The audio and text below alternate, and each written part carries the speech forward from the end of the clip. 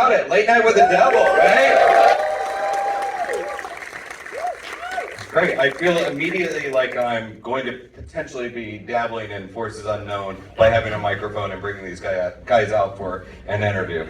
But before I bring the directors out, a little bit of bad news.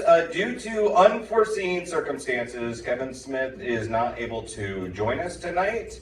However, we are still going to be talking to Cameron and Colin Cairnes and about their movie Late Night with the Devil, starring David Dastmalchian. So make a lot of noise, Jenny's there. Bring them out, Cameron and Colin Cairnes, all the way from Melbourne, Australia.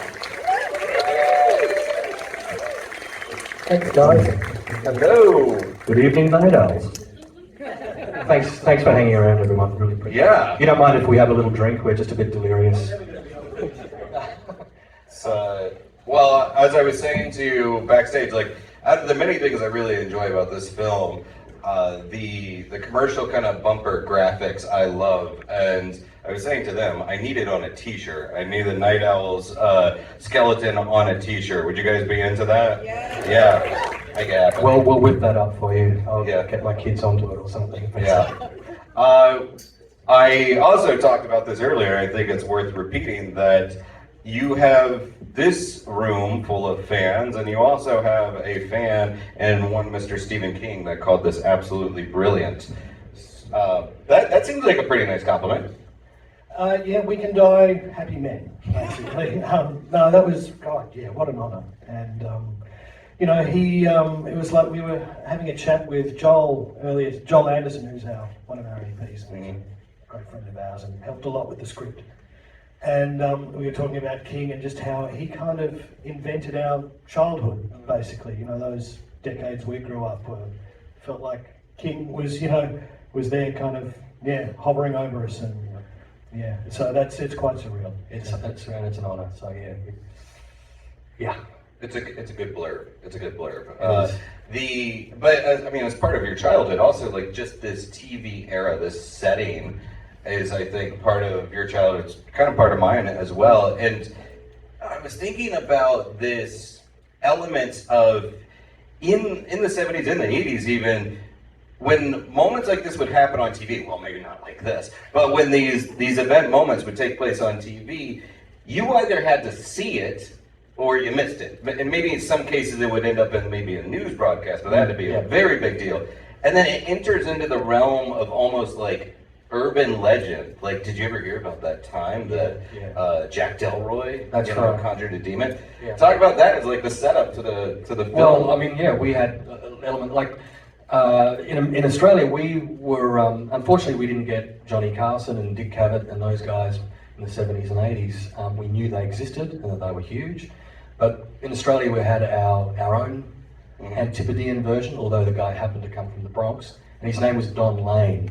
I don't think that was his real name. But he was the king of late night in Australia, and he kind of loosely modelled himself on the great American talk show hosts. But we would stay up late as kids, this is the early 80s, and to watch the Don Lane show. And unlike a Johnny Carson, who would just have guests on for 5 minutes, go to the break, get on your next skit, bring Bob Hope on, whoever it is, Don Lane would do these specials. Like it was a regular variety show where he'd have bands on and performers, and he'd have 3 or 4 guests on, but there were times when he would just, for 2 or 3 nights in a row, have the Warrens on, or Uri Geller, and do a special solely devoted to these, occultists or psychics or whatever it might be. So the guy was clearly into that stuff.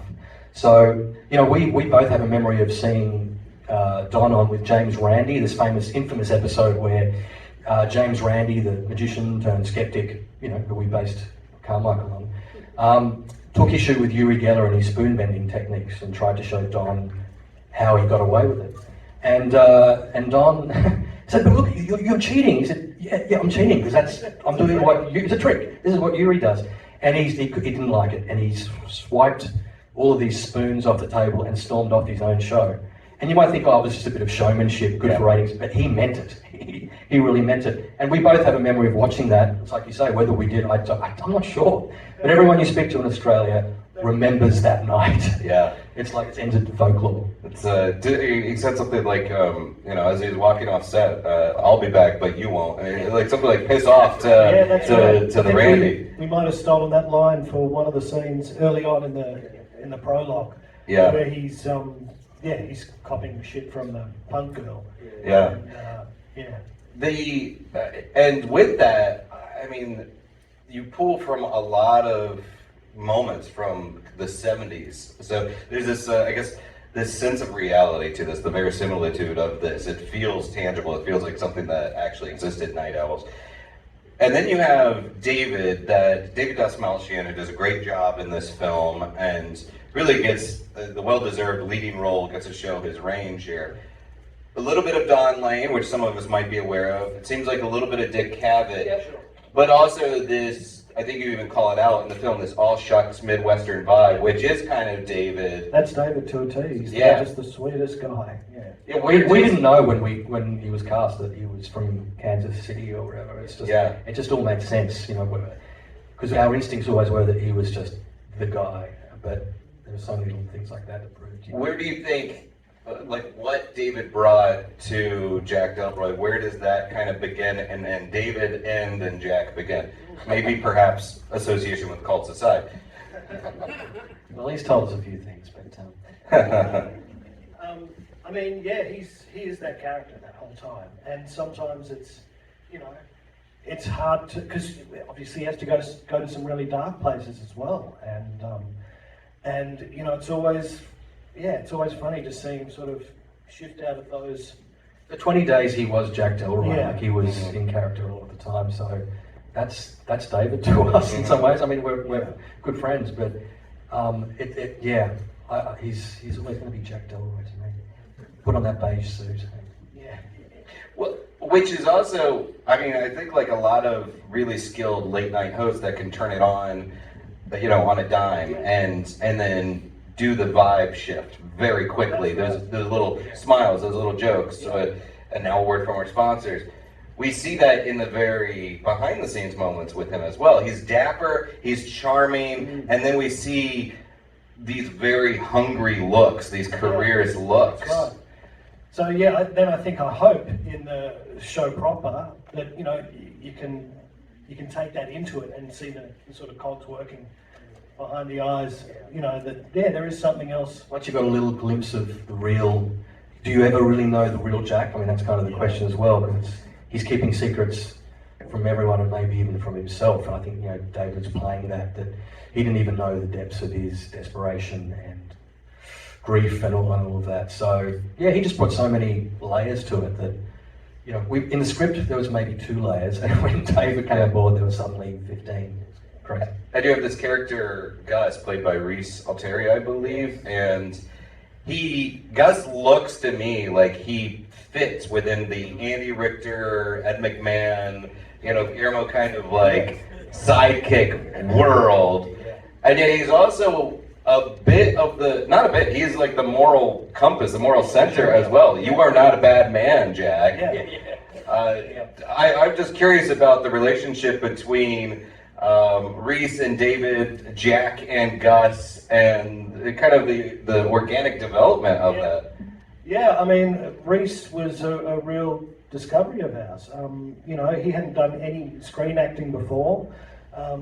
He's been in improv trips. I mean, he studied theatre, so he's got technique. I think he basically said, "I'm going to pack it in with, pursuing a career in film and TV," because it's tough everywhere. It's tough in Australia, and because it's particularly tough for guys who might look like Rhys in Australia. The character acting Yeah, types, and yeah, it's for hard sure.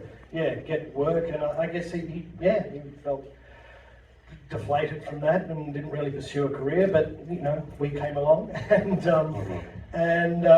first of all, it was the look. We saw just a headshot of him and thought, God, he looks like he's walked straight out of a Brian De Palma film or something, from the 70s. And so we thought he's worth taking a shot on, and we'll get him in for a read. And it was funny when he came in, he was like, "I've never done this before." I've got to be honest with you guys, I've never done an audition. Okay, we had high hopes, and he did 2 auditions for us, right? And I think by the time the second one, we saw this you know, his confidence had built, and he knew that we were interested, and he was hilarious. His timing, and he had libs as well. Like David is the same, but he and Reese together, they could have their own talk show.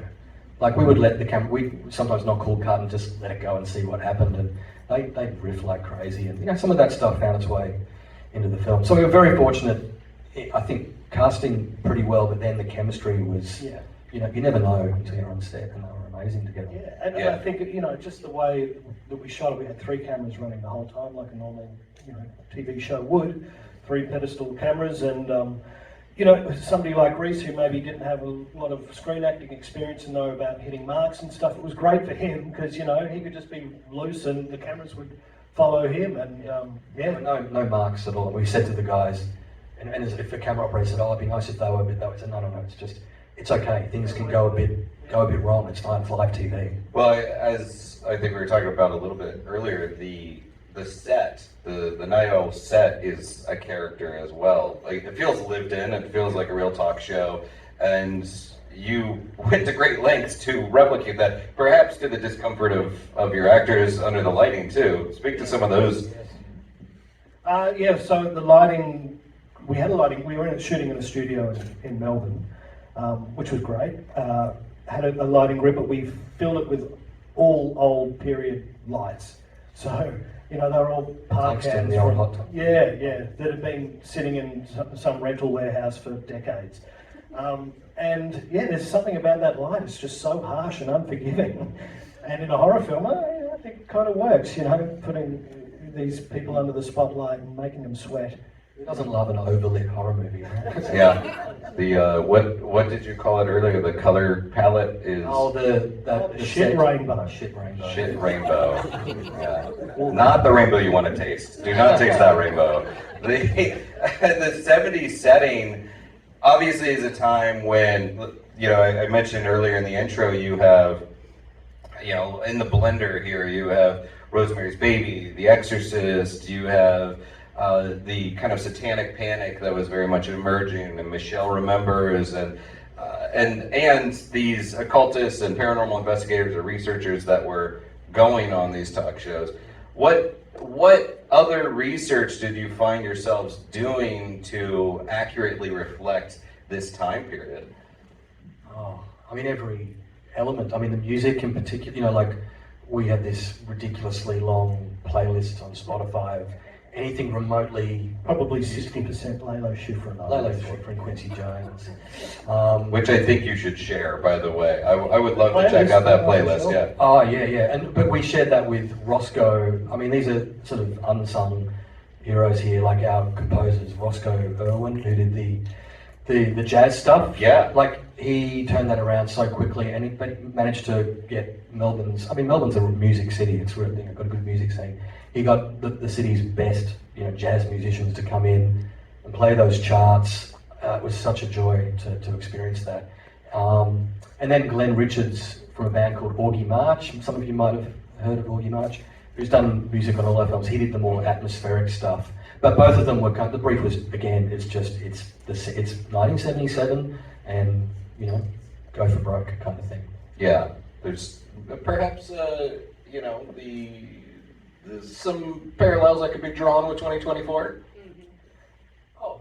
Was that 2020? 2016? 2016 to 2020, and let's not worry too much about what the future brings. Oh no, definitely. You know, it could be any. We could have said it in any decade and still had that same doco prologue. With, you know, the images might have been different, but the text probably would have been much the same. Yeah. So the 90s weren't too bad. Come on. Some of the other characters that you have in this world. First off, Michael Ironside, the narrator of the kind of the documentary, the found footage up top. How did you land Michael Ironside for this? I think, you know, early on he was someone we wanted to do it, but we just thought there's no way, you know, on our time frame with our budget that would work. But it did. Like, we reached out to his people. It's like he read the script and thought, yeah, this will be fun. So it was really quite easy, and he was just a joy to work with, albeit by remote. We just thought he was a man who knew that time.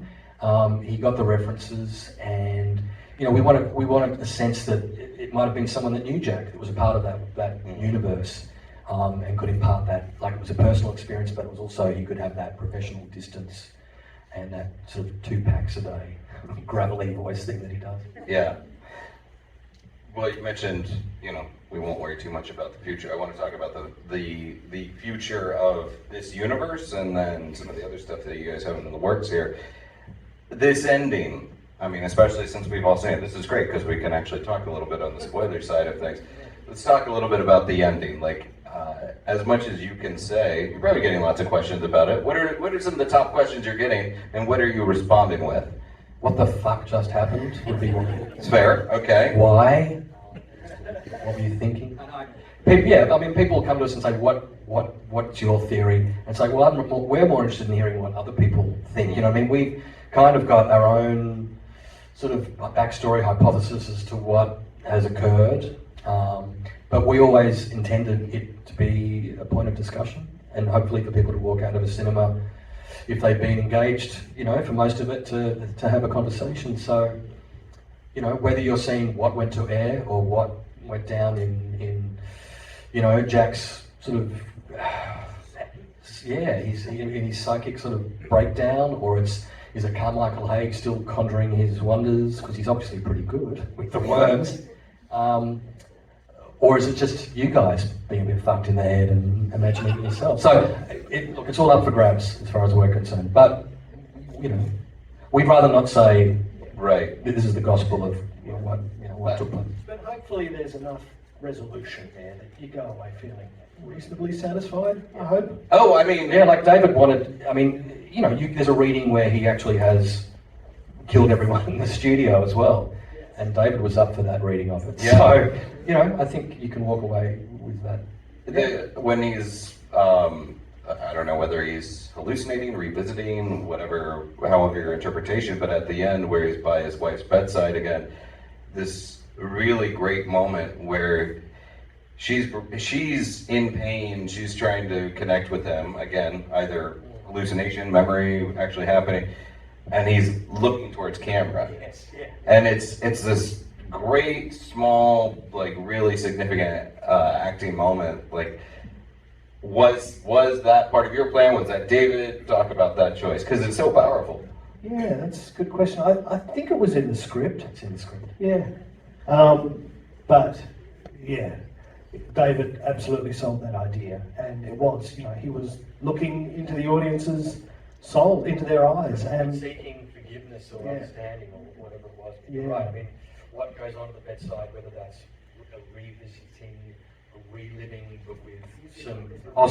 revisiting the past, or is it is he revisiting? It's not a flashback. I don't think it's a flashback, but it kind of is a...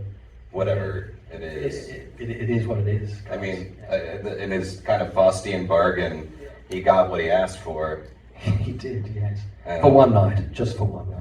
For one night. And I guess just what are the other projects that you're looking towards? I mean, this brought to life so effectively, it tapped into the horror that we love. It feels like a lived-in world. And kind of your first kind of foray into the supernatural element. Where else do you guys want to go? We want to go everywhere. Wherever anyone will... Whoever will fund it. Look, yeah, we love all the many subgenres of horror, and I think already we've sort of had our crack at the slasher and the backwoods maniac movie, and now we've had put our hand into the the supernatural horror. What's up next? We wrote this script last year that we're really happy with, and we would love to see that get up, but it's maybe a bit too big in scope. It's period horror, sort of gothic. So that might rom-com. be 2 films away, hopefully, if things go well for this and whatever else comes our way. But or do a sequel to 100 Bloody Acres. I believe Angus Sampson's in the room. Where is he? Yes, I thought I saw him earlier. He's blending in back there, but I don't want to gloss over the fact that you said period horror, gothic, and then you added tagged on a little bit of rom-com on it. Just want to highlight that. Well, and there's romance. It's kind of this, it's a fun, it's gory, grisly, but kind of a little bit bawdy as well, a bit of a bawdy romp. Yeah. It's kind of our ode to Hammer horror films, but maybe with some modern sophistication. Is that part of your Modern DNA? sensibility. Hammer, we love all Yeah. that stuff. Yeah. I was born in England. We've got some, English roots, and as much as we love all the American stuff, we're big fans of a lot of, British horror as well. Well, and I kind of mentioned it offhandedly earlier, but the look of this, even though it's not the same thing, but sort of that grit, that raw feel, like, does, for me, remind me of Texas Chainsaw Massacre, as if I'm watching some sort of reel that I'm not really supposed to be seeing of something horrible that happened. Yeah, I think we actually made a concerted effort to make it look a bit shit, to make it, at least, feel Which has got to be hard. Yeah, With yeah, due respect to learn our when heads of learn. department. right. Yeah, and because, everything looks so amazing these days, everything's so beautifully lit, and, even the sort of smallest budgeted films, they look pretty decent. So it's maybe a little bit of a reaction to that and just wanting to embrace the crudeness and, all those camera wobbles and boom getting in shot and just, the rough audio, and they're all things we embrace and hopefully, work for the film.